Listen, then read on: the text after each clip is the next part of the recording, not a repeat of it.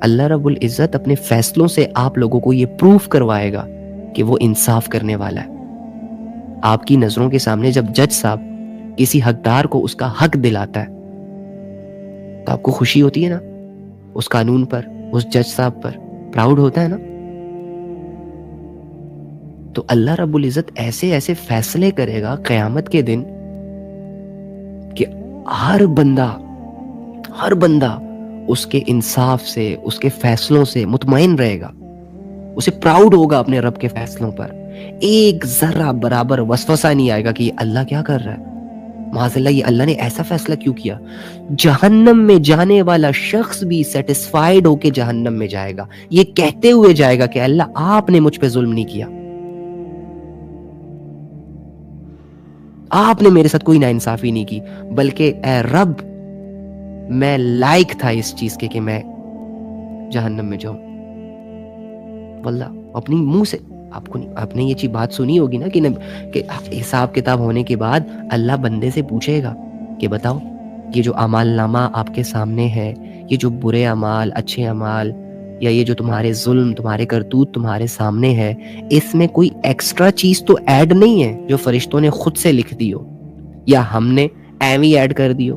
تو وہ بندہ جب پڑھے گا بالکل ایکٹیو ہو کے, اور جب وہ اپنی لائف کو جو وہ اس دنیا میں گزار رہا ہے جب اپنی نظروں کے سامنے اپنے ہی کرتوت پائے گا تو وہ اس بات کو ایگری کرے گا کہ اللہ اس میں کچھ ایکسٹرا نہیں لکھا, یہ سارا کچھ میں نے کیا.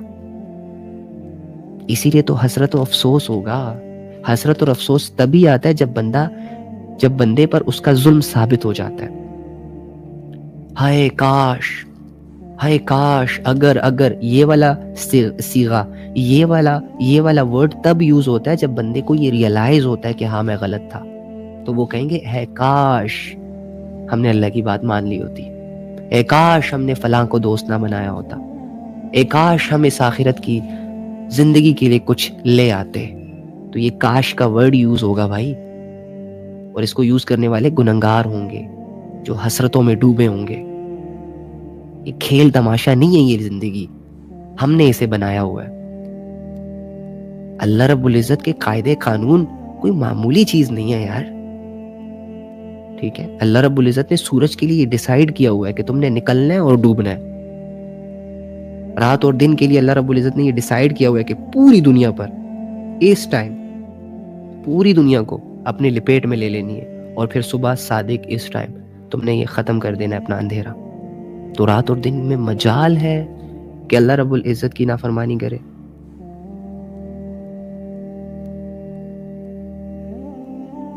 تو اللہ رب العزت کے حدودوں کو کراس نہ کریں, اللہ کی غفلتوں کو دل سے دور کرنے کی کوششیں سٹارٹ کر دیں. زندگی مختصر ہے, کبھی بھی ختم ہو سکتی ہے, اور جیسی زندگی اللہ نے آپ کو دی ہے اسی میں خوش رہیں. ایمان پر الحمدللہ کہیں اللہ سے, ایمان کو اپنی دولت سمجھیں, ایمان پر شکر گزاری کریں اور اسی پہ راضی رہیں. ٹھیک ہے, دعا کر لیتے ہیں.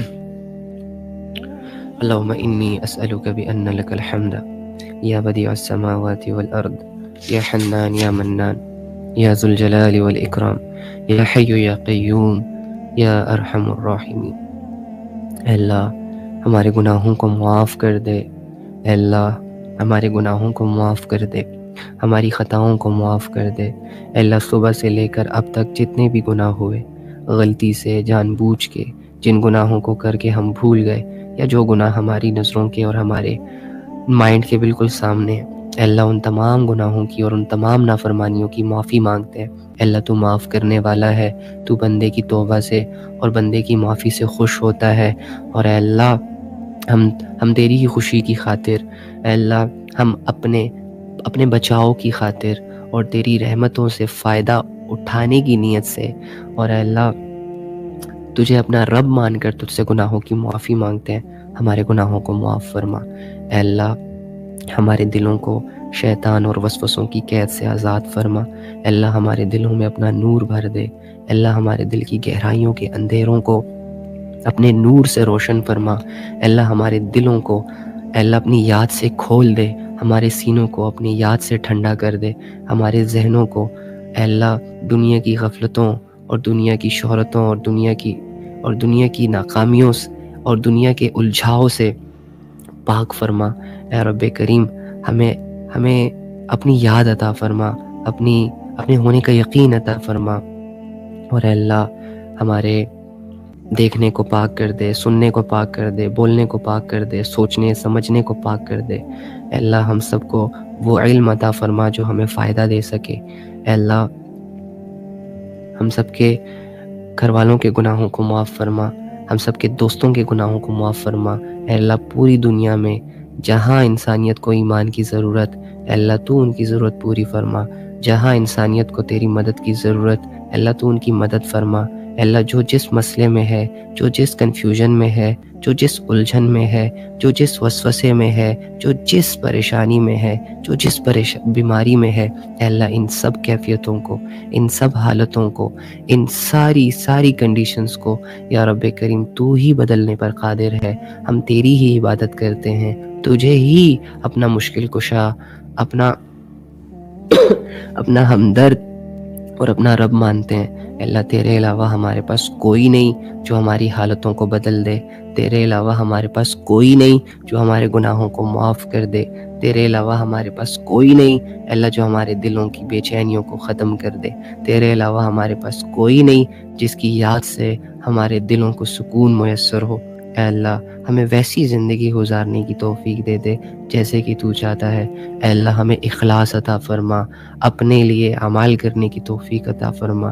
اے اللہ جتنے بھی بہن بھائی تیری رضا کی خاطر ذوق و شوق سے تیری باتوں کو سنتے ہیں، اے اللہ یہ تیرے تعلق کے متلاشی ہیں، اے اللہ یہ تیری رحمتوں کے منتظر ہیں، اے اللہ یہ تجھ سے امید لگائے بیٹھے ہیں، اے اللہ ان کی نیک جائز تمناؤں کو قبول فرما۔ اے اللہ ان کے دل اسلام کے لیے کھول دے، اے اللہ ان کے ساتھ خیر خواہی والا معاملہ عطا فرما، اور اے اللہ تیری طرف سے جو خیر خواہی کا فیصلہ ہے کہ تو دین کی سمجھ عطا کرتا ہے اس بندے کو، کہ جس بندے کے ساتھ تیرا خیر خواہی والا معاملہ ہو، اے اللہ ہمارے ساتھ بھی یہ خیر خواہی والا معاملہ فرما۔ ہمیں دین کی سمجھ عطا فرما، ہمیں دین کو سیکھنے کی توفیق عطا فرما، ہمیں دین پر آخری سانس تک چلنے کی توفیق عطا فرما۔ ایمان کی حالتوں میں زندہ رکھ، ایمان کی حالت میں موت عطا فرما۔ یا رب کریم ہمارے الجھے ہوئے ذہنوں کو سلجھا دے، یا رب کریم ہمارے بند دلوں کو دنیا کی فکروں سے آزاد کر دے۔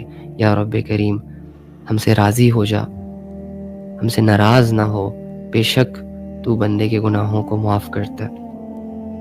اے اللہ مانگنے میں، بولنے میں، سمجھنے میں کمی کوتاہی ہو گئی ہو تو بے شک معاف کرنے والا ہے۔ آمین یا رب العالمین۔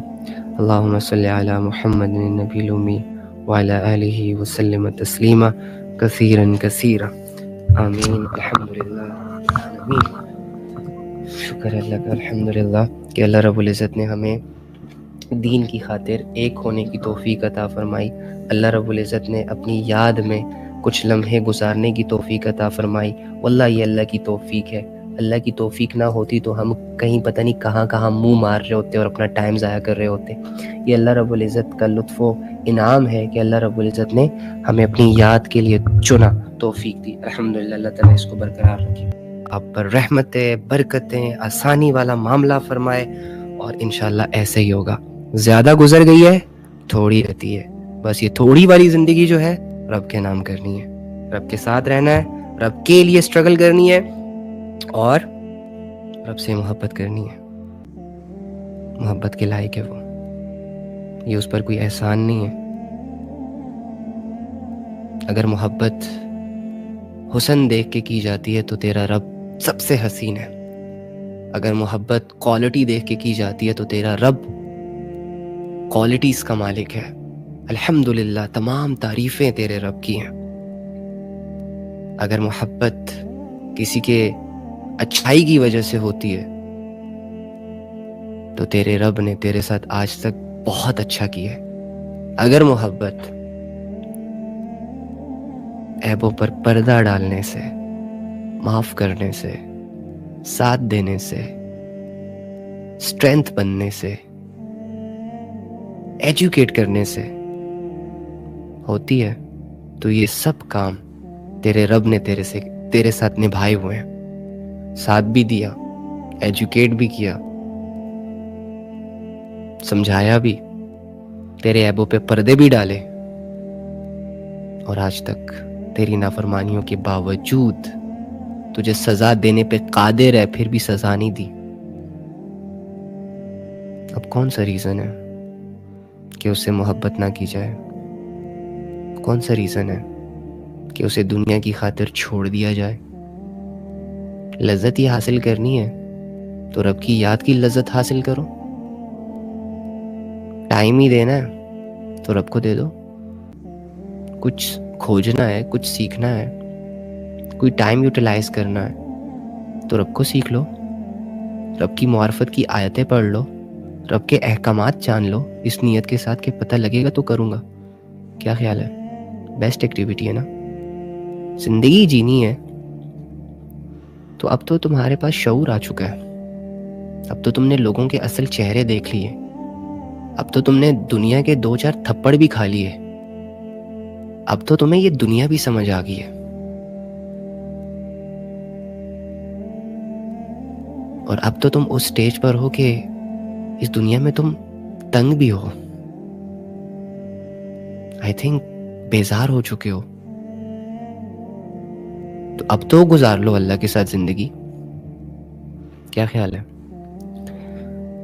چلو انشاءاللہ اللہ آپ لوگوں کو سلامت رکھے۔